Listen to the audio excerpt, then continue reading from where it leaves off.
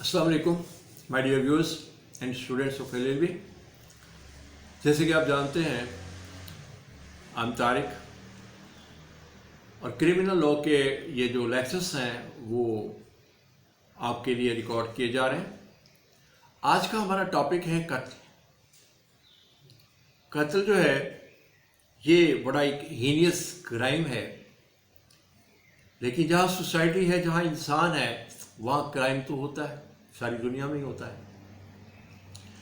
तो हमें ये देखना है कि कत्ल क्या होता है, कत्ल अम्द किसको कहते हैं, कत्ल शबी किसको कहते हैं, कत्ल खिता किसको कहते हैं, कत्ल बिल सबब किसको कहते हैं, और इनकी प्रोविजंस जो हैं वो लॉ में क्या है, पनिशमेंट्स क्या हैं, इसको हम आज समझने की कोशिश करते हैं। तो इसकी जो रेलेवेंट प्रोविजंस हैं पीपीसी में वो हैं सेक्शन 302 टू 322। मीनिंग क्या है? Killing of a human being by other human being. एक इंसान दूसरे इंसान को मार रहा है, ये कत्ल है। Definition under section 299J। अब हम देखेंगे ये सेक्शन 299 जो है वो क्या कहता है। यानी हम साथ साथ देखेंगे कि इसको एक सज़ा जिसको पीपीसी बराह रास्त डिफाइन कर रही है, और एक जो हदूद के ज़मरे में आता है, तो उसका साथ साथ कंपैरिजन भी चलता रहेगा।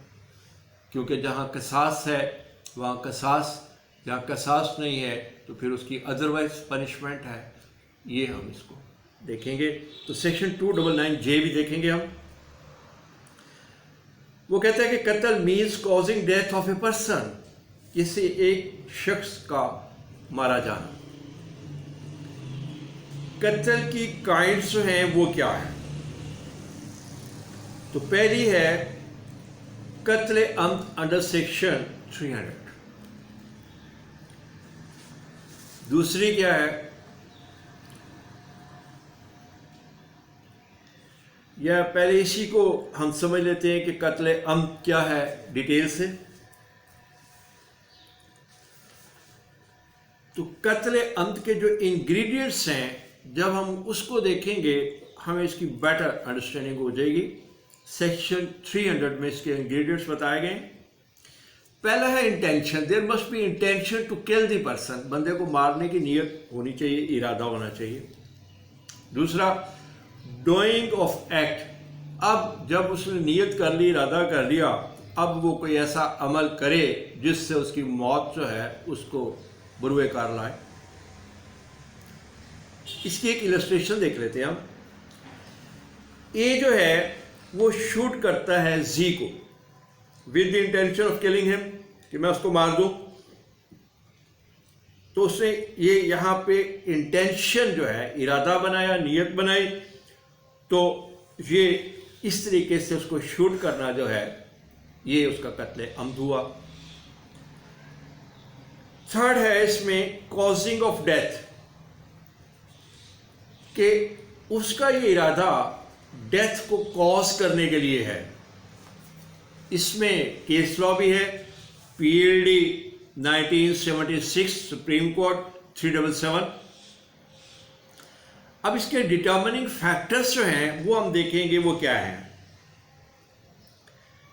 पहला है manner of causing the injuries as defined by the prosecution witness.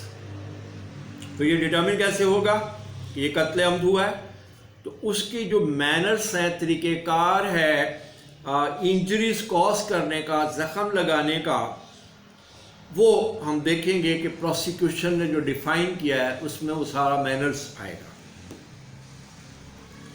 Be the nature of the injuries cause, और उनकी नौइयत क्या है जो इंजरीज लगाई गई हैं। थर्ड बॉडी का पार्ट कौन सा है। बॉडी के डिफरेंट पार्ट्स हैं, एक ऊपर वाला है हेड वाला पार्ट, दूसरा ट्रंक वाला पार्ट है, फिर लोअर बॉडी है, इसमें सेंसिटिव पार्ट्स हैं। तो कहाँ पे उसने ये इंजरीज जो हैं लगाई हैं। और फोर्थली ये देखा जाएगा कि वेपन कौन सा इस्तेमाल हुआ है, तो उस वेपन्स की डिटेल, छुरी से हमला किया है, पिस्टल से फायर किया है, या कोई इससे भी अदरवाइज वेपन जो है वो यूज़ किया है। प्रूफ ऑफ कत्ल अमद, prosecution has to establish its case against the accused beyond reasonable doubt, बगैर किसी किस्म के शुबे के प्रोसिक्यूशन को अपना केस जो है वो इसमें प्रूव करना होगा, स्टैब्लिश करना होगा। इस पे केस लॉ है 1994 SCMR 1614।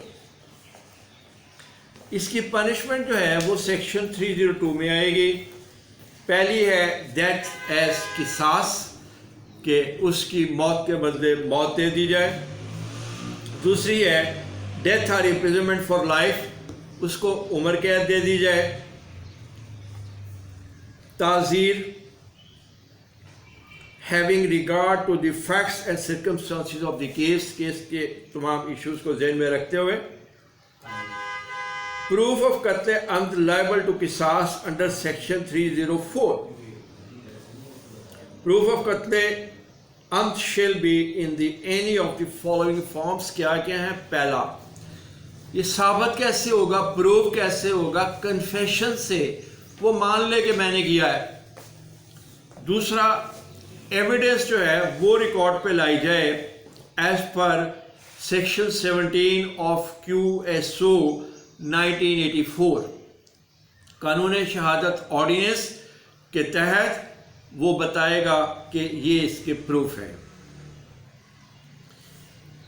आगे हम देखेंगे कि कत्ल शबी जो है वो क्या है।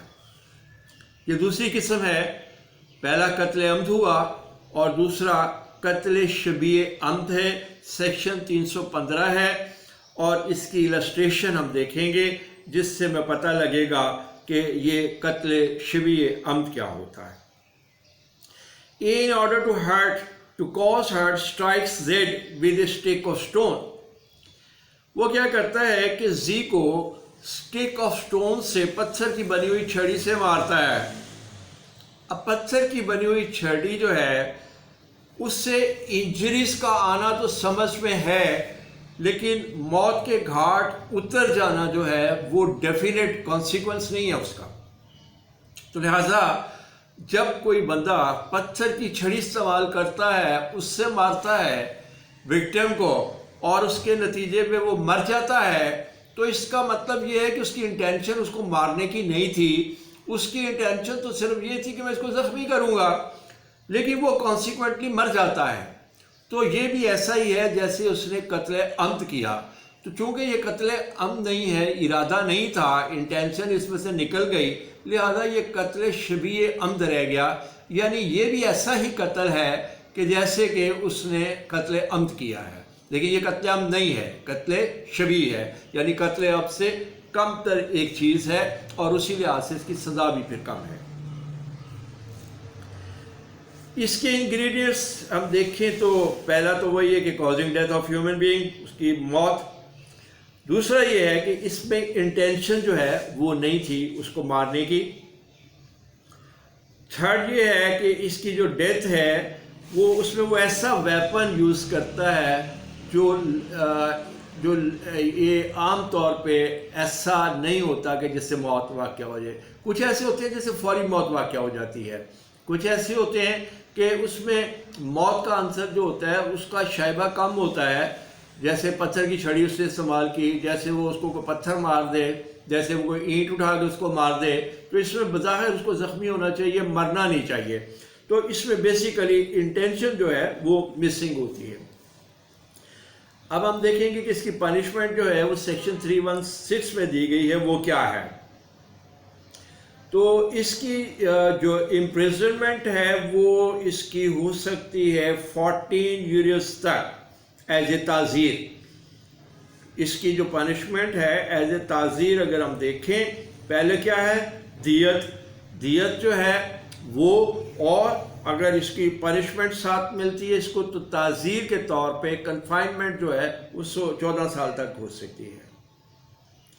अब मीनिंग ऑफ दियत जो है वो अंडर सेक्शन 299 जो है वो दी गई है, और ये सेक्शन 323 जो है उसमें भी बयान हुई है। और ये दियत जो है वो बेसिकली वही है कि इसमें 30,630 ग्राम्स ऑफ सिल्वर जो है उसकी मालियत।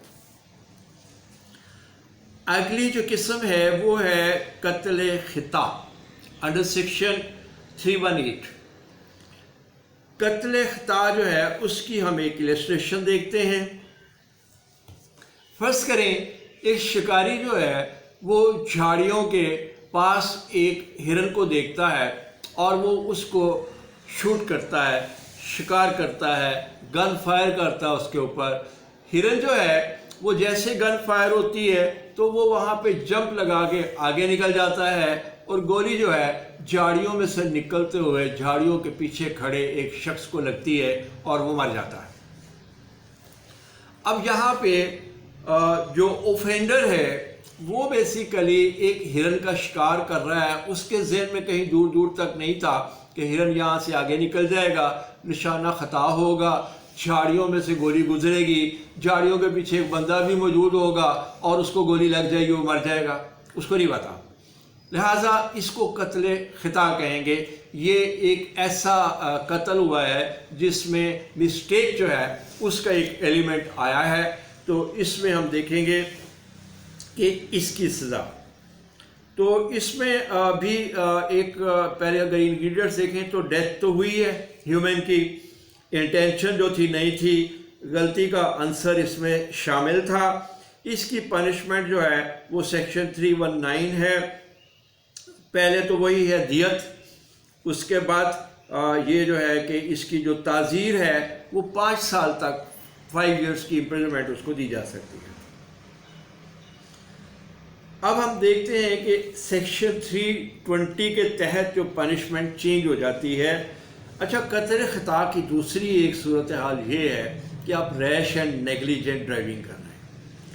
रैश एंड नेग्लिजेंट ड्राइविंग करते हुए आपके ज़हन में ये इंटेंशन नहीं थी कि आप बंदा मारेंगे, लेकिन आपकी रैश एंड नेग्लिजेंट ड्राइविंग के नतीजे में अगर कोई मर जाता है तो ये भी कत्ल खिता की एक मिसाल है। और इसमें सज़ा जो है वो जो कत्ल हमने पहले एग्ज़ाम्पल देखी उसकी निस्बत ज़्यादा है, क्योंकि आप कम से कम जब रैश और नेग्लिजेंट ड्राइविंग कर रहे होते हैं तो आपकी ये इंटेंशन तो होती है ना कि मैं एक रैश ड्राइविंग कर रहा हूँ, ये तो आप जानते बूझते हुए कर रहे हैं। लिहाजा यहाँ पे सज़ा भी ज़्यादा है और मकसद ये है कि आपको रोका जाए रैश और नेग्लिजेंट ड्राइविंग करने से। तो यहाँ पे ये इसकी जो दियत है उसके साथ साथ जो इम्प्रिजनमेंट है वो डबल हो जाती है। पहले केस में 5 साल थी, यहाँ पे 10 साल हो गए। अब है कत्ल बिस्सबब, ये कत्ल की अगली किस्म है। ये सेक्शन 321 में है।